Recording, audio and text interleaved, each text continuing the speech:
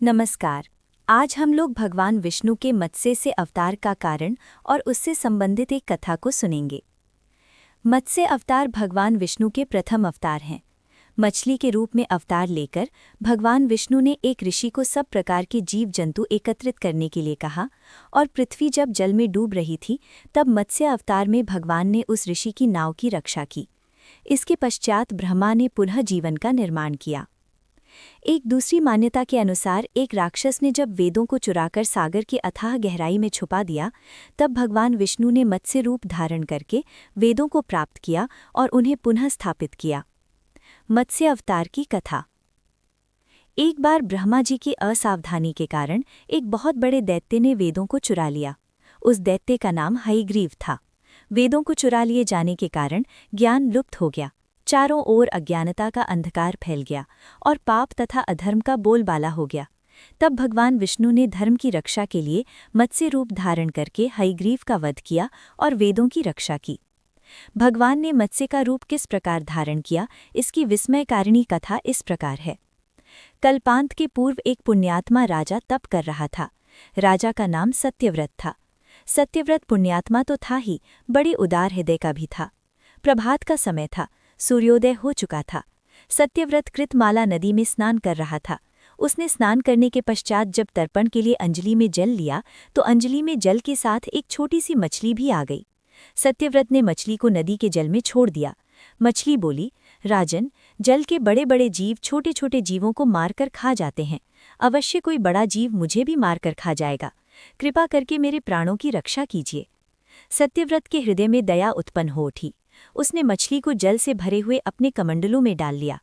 तभी एक आश्चर्यजनक घटना घटी। एक रात में मछली का शरीर इतना बढ़ गया कि कमंडलू उसके रहने के लिए छोटा पड़ने लगा। दूसरे दिन मछली सत्यव्रत से बोली, राजन, मेरे रहने के लिए कोई दूसरा स्थान ढूंढिए, क्योंकि मेरा शरीर बढ़ गया है। मुझे घूमने फिरने में बड़ा कष्ट होता है। तब सत्यव्रत ने मछली को निकालकर पानी से भरे हुए मटके में रख दिया। यहाँ भी मछली का शरीर रात भर में ही मटके में इतना बढ़ गया कि मटका भी उसके रहने के लिए छोटा पड़ गया।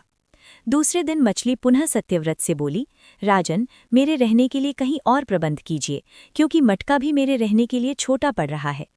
तब सत्यव्रत ने मछली को निकालकर सरोवर में डाल दिया, किंतु सरोवर भी मछली के लिए छोटा पड़ गया। इसके बाद सत्यव्रत ने मछली को नदी में और फिर उसके बाद समुद्र में डाल दिया। आश्चर्य! समुद्र में भी मछली का शरीर इतना अधिक बढ़ गया कि मछली के रहने के लिए वो छोटा पड़ गया।